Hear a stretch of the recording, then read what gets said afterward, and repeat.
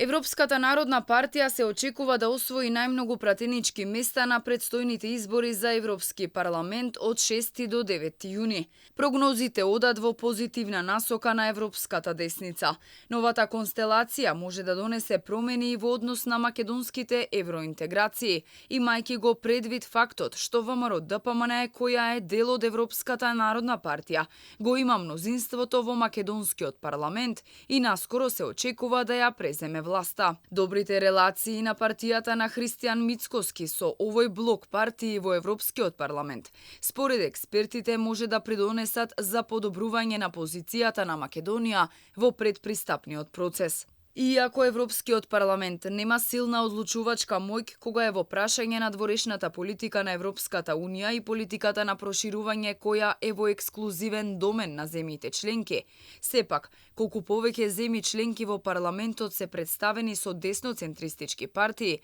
толку подобра ќе биде и соработката на Македонија со тие земји на национално ниво. Сите тие партии кои што се членки на Европските народни партии во Германија, пред се ЦДУ и ЦСУ, потоа во Франција, конзервативната партија, во Холандија, сите тие земји кои што негуваат таков европски конзервативен дух, се разбира дека и на национално ниво ќе соработуваат со Република Македонија и со македонската влада, и тоа е голема поддршка, затоа што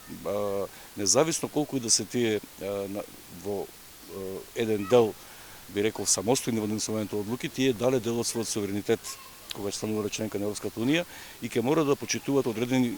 се надевам, декларации или резолуции во Европскиот парламент кои што ќе бидат од полза за Република Македонија. Колку и да се надеваме на промени во Европскиот парламент, но и во извршната власт на Европската унија, сепак Македонија мора прво да си ги реши домашните проблеми, задачи, но и обврски, кои ги презема власта во заминување. Борбата против криминалот и корупцијата, заложби за владење на правото, реформи, независно судство. Идната влада ќе треба да се насочи и кон подобрување на односите со Грција и Бугарија. Тоа јас лично очекувам дека тие ќе се надминат со добра волја, со желба за средби, континуирани средби, отварање на дебати за сите спорни прашања, но и за оние прашања кои што не доближуваат, а не разделуваат, а тоа е пред се економијата, граѓанскиот сектор, развојот на цивилното општество, развојот на инфраструктурата, енергијата, битката за храна, како што е во целиот свет, така и во Европа. Во тие, на тој дел на прашања, мислам дека имаме добра соработка, затоа што и во Бугарија и во Грција конзервативните партии кои што се дел од